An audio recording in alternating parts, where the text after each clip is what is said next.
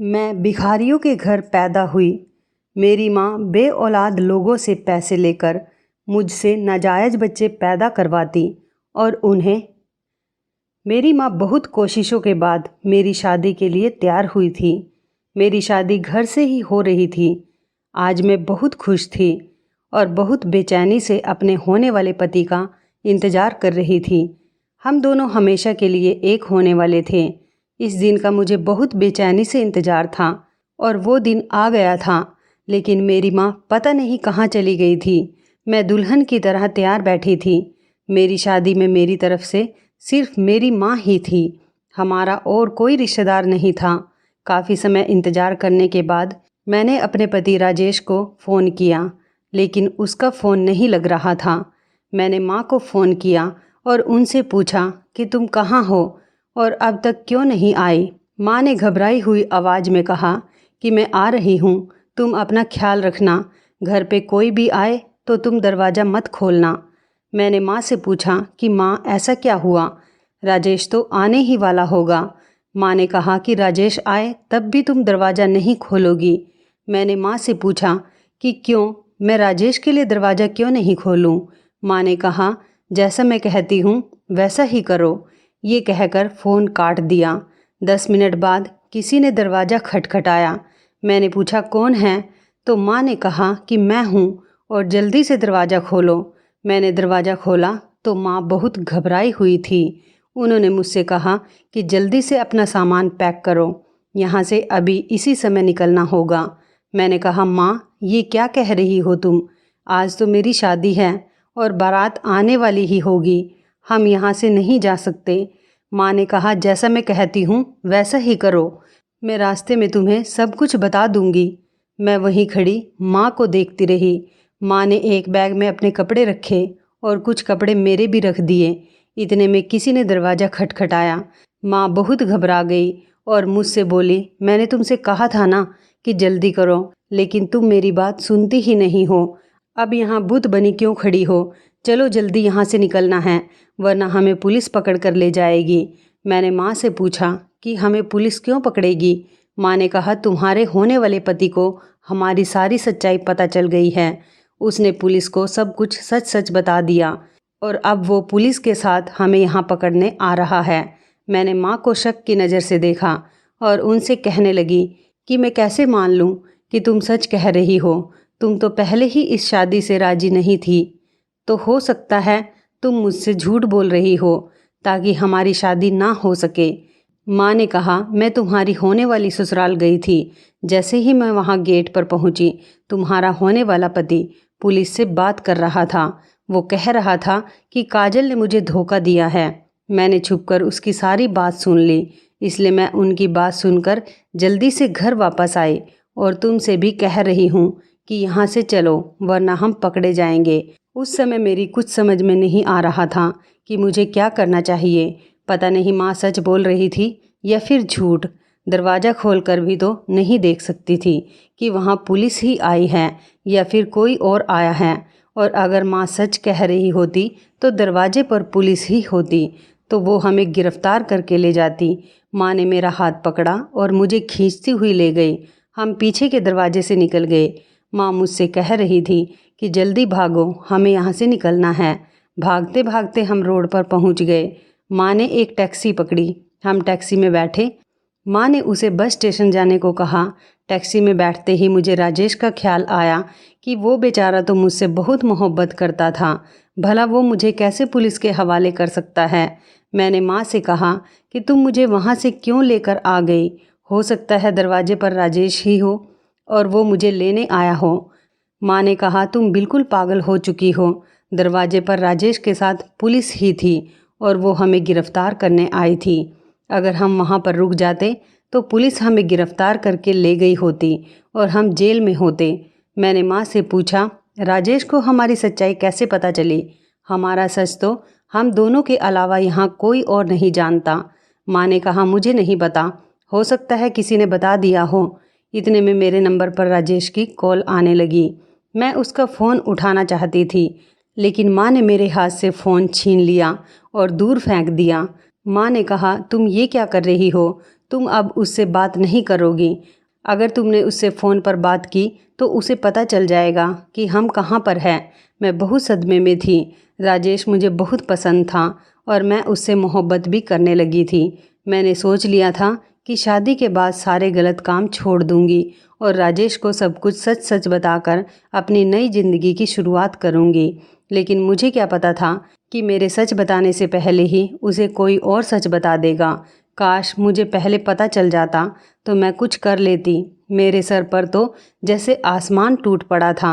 आज मेरी शादी थी, मैं कितनी खुश थी, लेकिन ये सब क्या हो गया। मैंने सोचा भी नहीं था कि मेरी मोहब्बत मेरे हाथ से यूं निकल जाएगी। मैं अब कहीं की नहीं रही थी। मैं अपनी सोचों में गुम थी कि टैक्सी वाले ने टैक्सी रोकी। अभी बस के आने में कुछ समय था। हम वहीं बैठकर बस का इंतज़ार करने लगे। मैं सोच रही थी कि पता नहीं भगवान ने मेरी किस्मत में क्या लिखा है।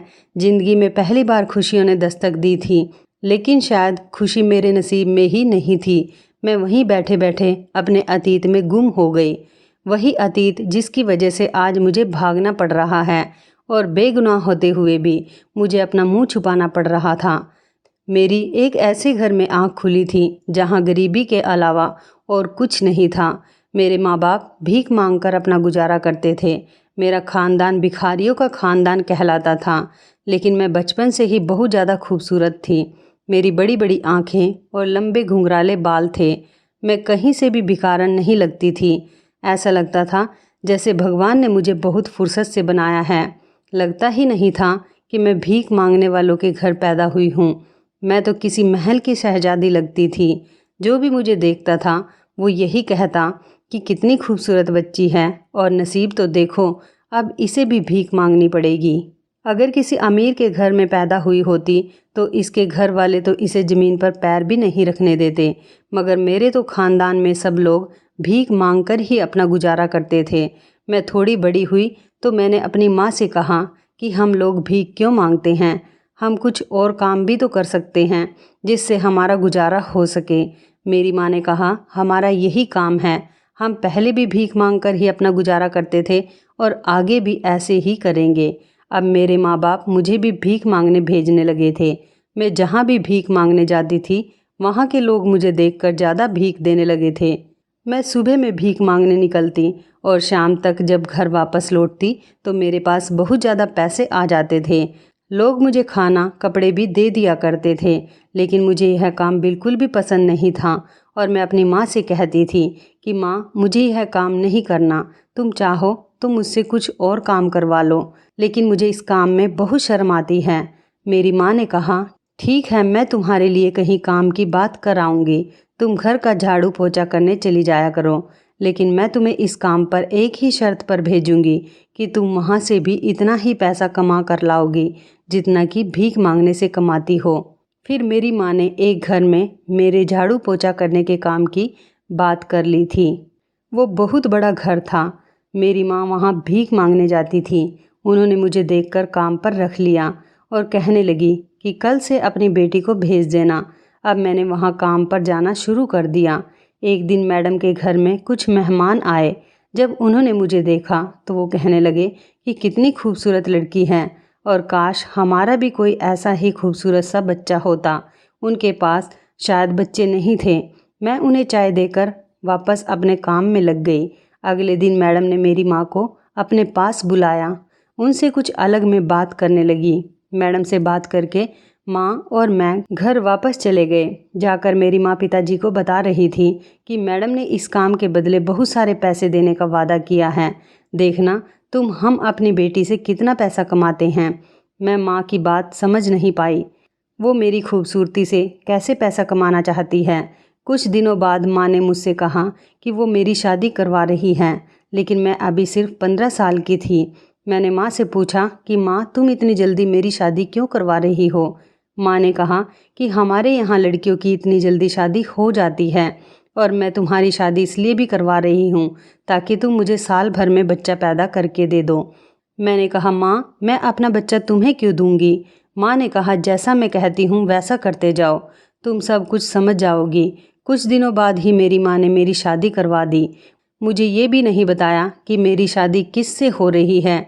शादी के बाद माँ ने मुझे एक कमरे में भेजा जहाँ पर बहुत अंधेरा था। वहाँ मेरा पति भी था, लेकिन अंधेरे की वजह से मैंने उसे नहीं देखा और ना ही उसने मुझे देखा था। जब सुबह मेरी आँख खुली तो मेरा पति कमरे में नहीं था, मैं वहाँ अकेली ही थी। जब मैंने अपनी माँ से पूछा तो उन्होंने मुझे बहाना बनाकर टाल दिया। कुछ दिन बाद ही मेरे यहाँ खुशखबरी आ गई। ये सुनकर मेरी माँ बहुत ज़्यादा खुश हुई।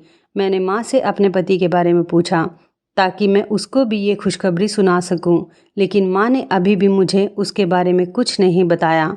माँ ने कहा कि तुम फिक्र मत करो, मैं उसे खुद बता दूंगी। माँ ने मेरा पूरे 9 महीने बहुत ख्याल रखा और जब मेरा बच्चा पैदा हुआ तो उसे मेरे पास से ले गई और जिस घर में मैं साफ़ सफाई का काम करती थी उन मैडम को देकर आ गई।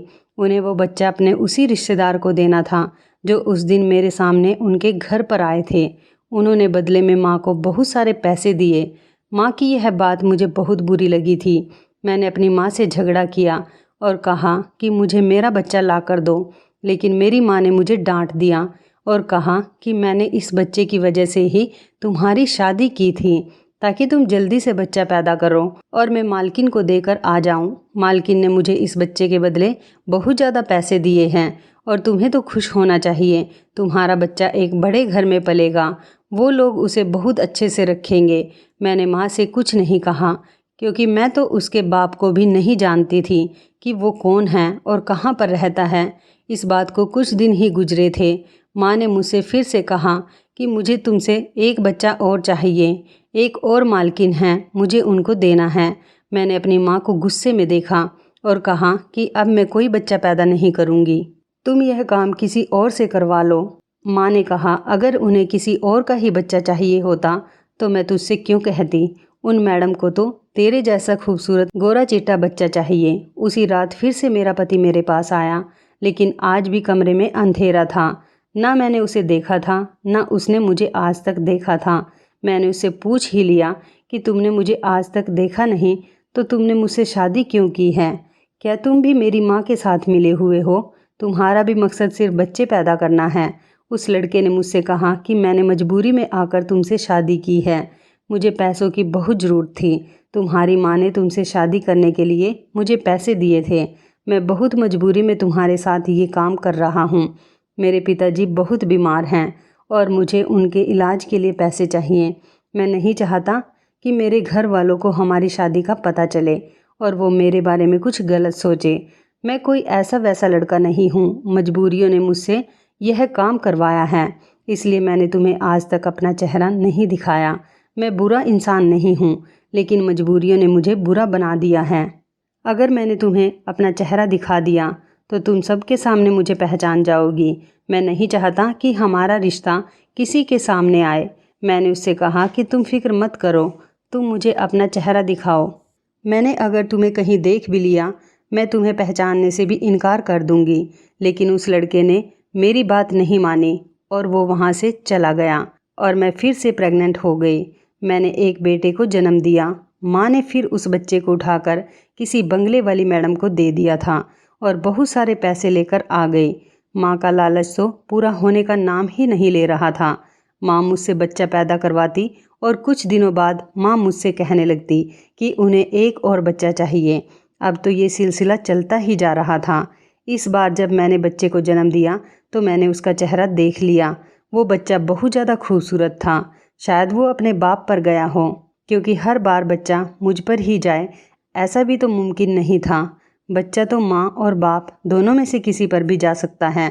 इस बार मैंने सोचा था कि जब मेरा पति मेरे पास आएगा तो मैं उससे कहूँगी कि हम लोग यहाँ से भागकर कहीं और चलते हैं और अपनी अलग दुनिया बसाते हैं। मुझे भी अपने पति से मोहब्बत होने लगी थी। अब मैं चाहती थी कि मैं अपने पति के साथ ज़िंदगी गुजारूं। कुछ दिनों बाद माँ मेरे पास आई और मुझसे कहने लगी कि तूने अपने पति से क्या कहा था, वो तुझे छोड़कर चला गया है। ये सुनकर मेरे पैरों तले से ज़मीन निकल गई थी। मैं सोच भी नहीं सकती थी कि मेरे साथ इतना बुरा हो सकता था। मैं सदमे में चली गई और मेरी माँ ने ये बच्चा उठाकर भी किसी बंगले वाली मैडम को दे दिया। अब हमारे घर में बहुत सारे पैसे आ गए थे और किसी चीज़ की कमी नहीं थी। इस बार मैंने सोच लिया था, मैं अब कोई बच्चा पैदा करके माँ को नहीं दूंगी। माँ ने जब मुझसे कहा कि मैं दूसरी शादी कर लूँ तो मैं अपनी माँ के चेहरे को देखती रही। मैंने माँ से कहा कि माँ, तुम्हें शर्म नहीं आती?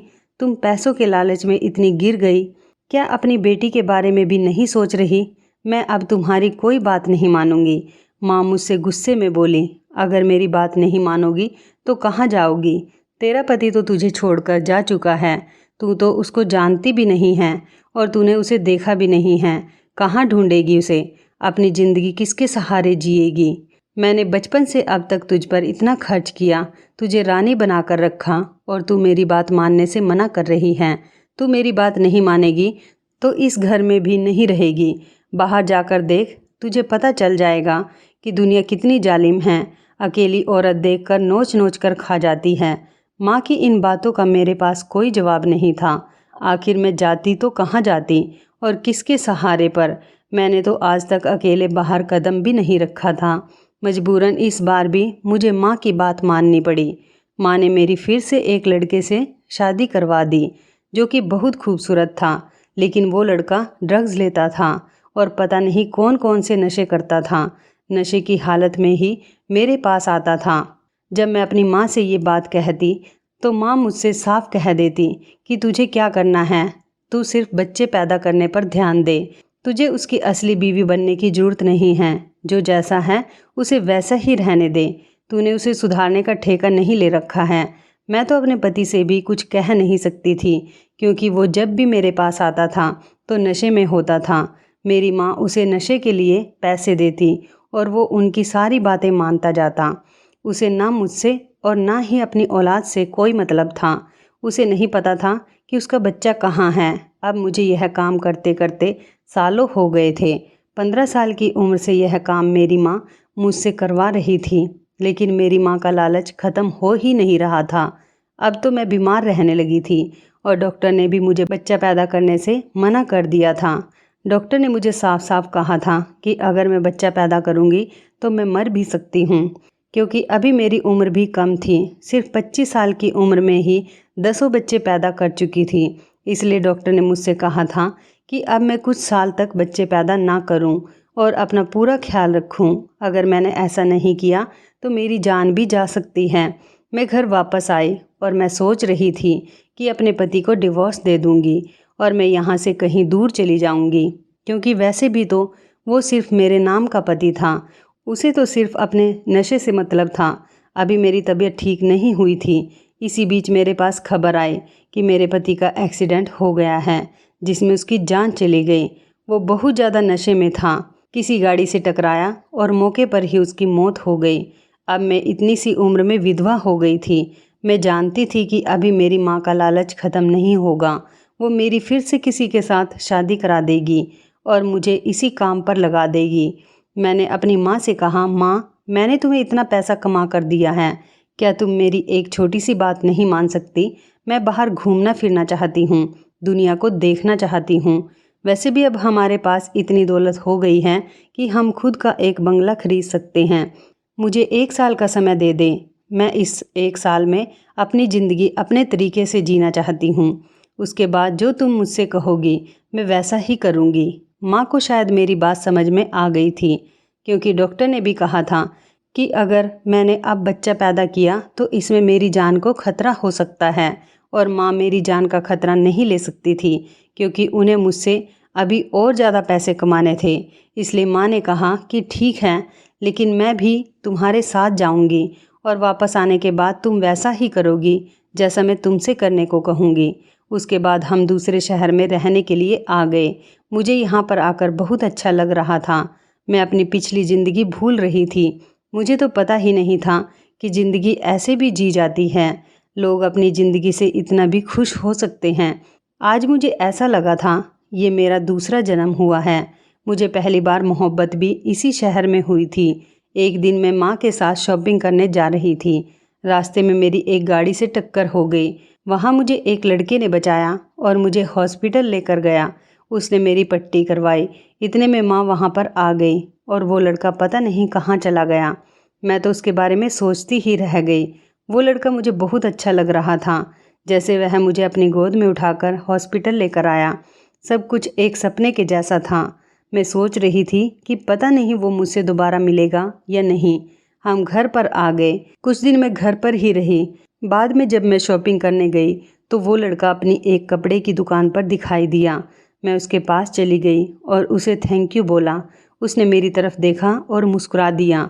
मुझसे पूछने लगा, तुम अब कैसी हो? मैंने कहा कि मैं ठीक हूँ। मैंने उससे पूछा कि ये दुकान तुम्हारी है? तो उसने कहा, हाँ, ये दुकान मेरी ही है। अभी मैं उससे बात कर ही रही थी कि माँ वहाँ पर आ गई और मुझसे कहने लगी कि तुम यहाँ किस से बात कर रही हो? मैंने कहा, माँ, ये वही लड़का है जिसने मेरी जान बचाई थी और मुझे हॉस्पिटल लेकर गया था। इनके कपड़ों की दुकान है। मैं इनसे कपड़े दिखाने को बोल रही थी।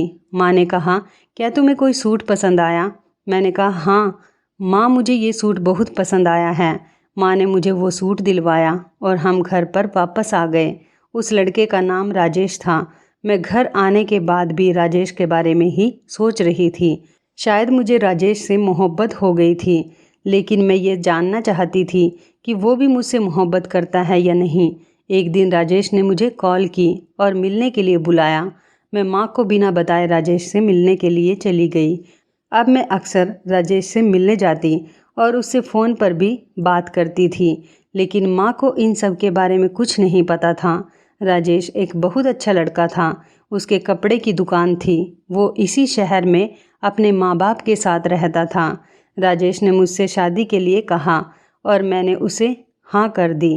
जब माँ को यह बात पता चली तो वह मुझसे बहुत नाराज़ हुई और कहने लगी कि तुम आज के बाद राजेश से बात नहीं करोगी। मैंने ये सब कुछ राजेश को बताया। राजेश ने कहा कि तुम फिक्र मत करो, मैं तुम्हारी माँ से खुद बात कर लूँगा। राजेश ने जब माँ से बात की तो वो हमारी शादी के लिए मान गई। मुझे यह देखकर बहुत हैरत हुई कि माँ इतनी जल्दी राजेश की बात कैसे मान गई। वो तो मुझसे कुछ और ही काम करवाना चाहती थी। अगले दिन राजेश हमारी शादी की बात करने हमारे घर पर आया।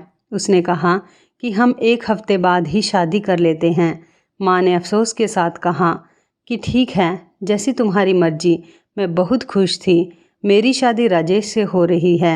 मैंने अपनी शादी की सारी शॉपिंग राजेश के साथ ही की थी। मैं राजेश के घर भी गई थी और उसके माता पिता से भी मिली थी। उसके माता पिता भी बहुत अच्छे थे। माँ मुझे इस शादी से खुश नहीं लग रही थी, लेकिन अब मुझे अपने पति के लिए ज़िंदगी जीनी थी। माँ के लिए मैंने बहुत ज़िंदगी जी ली थी। मैंने राजेश को अपने अतीत के बारे में कुछ भी नहीं बताया था और माँ से भी कहा था कि वो राजेश को हमारे बारे में कुछ ना बताए। आखिर वो दिन आ ही गया जिसका मैं बेसब्री से इंतज़ार कर रही थी। आज मेरी और राजेश की शादी थी। मैं दुल्हन बनकर राजेश का इंतज़ार कर रही थी। तभी माँ ने आकर मुझे बताया कि राजेश को हमारे बारे में सब कुछ पता चल चुका है और वो हमें धोखाधड़ी के इल्ज़ाम में पुलिस से पकड़वा रहा है। पता नहीं किसने राजेश को सच्चाई बता दी थी और वो हमें पकड़वाने के लिए पुलिस को अपने साथ लाया था। मैं राजेश से बहुत मोहब्बत करती थी और उसकी आंखों में अपने लिए नफ़रत नहीं देख सकती थी। इसलिए मैं माँ के साथ वहाँ से भागकर आ गई। मैंने माँ से पूछा कि माँ, बस कब आएगी? माँ भी बहुत बेचैनी से बस के आने का इंतज़ार कर रही थी। इतने में राजेश पुलिस को लेकर वहाँ पहुँच गया। मैं राजेश से नज़रें नहीं मिला पा रही थी। माँ ने भागने की कोशिश की, लेकिन पुलिस ने उन्हें पकड़ लिया और उनके हाथ में हथकड़ी पहना दी।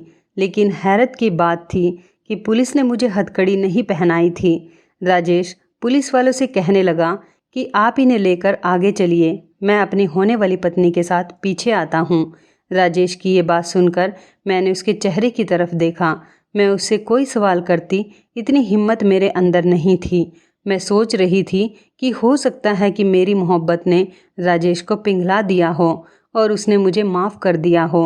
राजेश ने मुझे गाड़ी में बिठाया और हम पुलिस स्टेशन की तरफ जाने लगे। रास्ते में मुझे अजीब अजीब ख्याल आ रहे थे। मैं राजेश की तरफ देखती, लेकिन उससे कुछ पूछने की हिम्मत नहीं होती। आखिर पूछती भी तो किस मुंह से? मैंने राजेश से अपना इतना बड़ा सच जो छिपाया था। मैं सज़ा की हकदार थी। हम पुलिस स्टेशन पहुँचे तो माँ कह रही थी कि मुझे क्यों गिरफ्तार किया है और मेरा कसूर क्या है। तब राजेश ने कहा कि तुम्हें अरेस्ट किया गया है छोटे बच्चों को बेचने के जुर्म में, पैसों के लालच में अपनी 15 साल की बच्ची का बचपन बर्बाद करने के जुर्म में। मैंने हैरत से राजेश की तरफ देखा और उससे पूछा कि तुम्हें यह सब कैसे पता चला। उसने मुझे बताया कि उस दिन दुकान पर मैंने तुम्हारी माँ को पहचान लिया था, लेकिन मैंने और तुम्हारी माँ ने तुम्हें बताया नहीं था। मैं बहुत गरीब था। मेरे पिताजी नौकरी करके घर चलाते थे, लेकिन मेरे पिताजी के एक्सीडेंट के बाद पूरे घर की जिम्मेदारी मुझ पर आ गई, इसलिए मैंने काम करना शुरू कर दिया था। कभी मुझे काम मिल जाता तो कभी नहीं मिलता। उसी बीच मेरी मुलाकात तुम्हारी माँ से हुई। उसने मुझसे कहा कि तुम्हारे लिए एक काम है, इसके बदले में मैं तुम्हें पैसे दूंगी। मैंने पूछा कि क्या काम है। तब उसने मुझे बताया कि तुम्हें मेरी बेटी से शादी करनी है और उसे प्रेग्नेंट करना है, लेकिन उस बच्चे पर और मेरी बेटी पर तुम्हारा कोई हक नहीं होगा। इसके बदले में मैं तुम्हें पैसे दूंगी। पहले तो मैंने इस काम से मना कर दिया, लेकिन फिर अपने घर के हालात को देखकर मजबूरन उनकी बात मुझे माननी पड़ी। फिर मेरी तुमसे शादी हो गई। मुझे तुम पर बहुत तरस आता था, लेकिन मैं सोचता था कि शायद तुम भी अपनी माँ के साथ मिली हुई हो। बच्चे होने के बाद मुझे तुमसे मोहब्बत हो गई और मैंने तुम्हारी माँ से कहा कि मैं तुम्हें अपने साथ अपने घर पर अपनी दुल्हन बनाकर लेकर जाना चाहता हूँ और अपनी ज़िंदगी इज्जत के साथ जीना चाहता हूँ। लेकिन तुम्हारी माँ ने साफ साफ मना कर दिया और कहा कि तुम मुझे डिवोर्स देना चाहती हो। तुम्हारी माँ ने कहा कि तुम मेरे साथ नहीं रहना चाहती हो, तो मैंने डिवोर्स पेपर पर साइन कर दिए, क्योंकि मैं तुम्हें ज़बरदस्ती अपने साथ नहीं रखना चाहता था। लेकिन मैं ऐसे बच्चे पैदा करके छोड़ भी तो नहीं सकता था, इसलिए मैंने तुमसे दूर जाने का फ़ैसला कर लिया और यहाँ इस शहर में आकर काम करने लगा। मैंने दिन रात मेहनत की और अपनी दुकान खरीद ली, लेकिन मैं तुम्हें नहीं भूल पाया था। भगवान से बस यही दुआ करता रहता था कि तुम मुझे मिल जाओ, और आखिर एक दिन तुम मुझे मिल ही गई। जब मैंने तुम्हारी माँ से तुमसे शादी के लिए कहा तो वो मुझे पिछली शर्तों पर ही अपना दामाद बनाने को राजी हो गई, लेकिन अब मैं पहले की तरह मजबूर नहीं था। इसलिए तुम्हारी माँ चाहती थी कि किसी तरीके से हमारी शादी ना हो, वो तुमसे ऐसे ही पैसा कमाती रहे। इसलिए मैंने पुलिस को सारी बात बता दी। मैं पुलिस को सब कुछ बता रहा था तो तुम्हारी माँ ने सुन लिया और वो तुम्हें लेकर भाग रही थी। इसलिए हम तुम्हारा पीछा करते हुए यहाँ तक पहुँचे हैं। राजेश की सारी बात सुनकर मुझे पता चला कि राजेश ही मेरा पहला पति था। ये सुनकर मुझे बहुत खुशी हुई, लेकिन मैंने राजेश से पूछा, क्या मेरी माँ अब जेल में ही रहेगी? राजेश ने कहा कि तुम फिक्र मत करो, जब तक उन्हें अपने किए का एहसास नहीं हो जाता तब तक ये जेल में ही रहेगी और फिर मैं इन्हें निकलवा दूंगा। उसी दिन राजेश की और मेरी मंदिर में शादी हो गई। राजेश और मैं एक साथ बहुत खुश थे। मैंने भगवान का शुक्रिया किया कि उसने मुझे नर्क वाली ज़िंदगी से निकालकर इतने अच्छे पति का साथ दिया। तो इस कहानी के बारे में आपकी क्या राय है, कमेंट करके ज़रूर बताइएगा। दोस्तों, आपको हमारी ये मज़ेदार कहानी कैसी लगी, आप हमें कमेंट बॉक्स में ज़रूर बताएं। यदि आपके पास भी ऐसी कोई प्यारी सी कहानी है या फिर ऐसी कोई कहानी जिससे कुछ शिक्षा मिले, तो आप हमारे साथ उसको ज़रूर शेयर करें। दोस्तों, यदि आपको हमारी ये वीडियो अच्छी लगे तो आप हमारी इस वीडियो को लाइक शेयर ज़रूर करें और ऐसी ही दिल को छू लेने वाली प्रेरणादायक कहानियाँ सुनने के लिए हमारे चैनल को भी सब्सक्राइब करें। और यदि आप हमें फेसबुक पर देख रहे हैं तो आप हमारे फेसबुक पेज को लाइक और फॉलो ज़रूर करें। तो दोस्तों, फिर मिलते हैं ऐसे ही ज़बरदस्त कहानी या टिप्स के साथ नई वीडियो में। तब तक के लिए आप सभी का धन्यवाद। आप सभी अपना ख्याल रखना। आपका दिन शुभ व मंगलमय हो।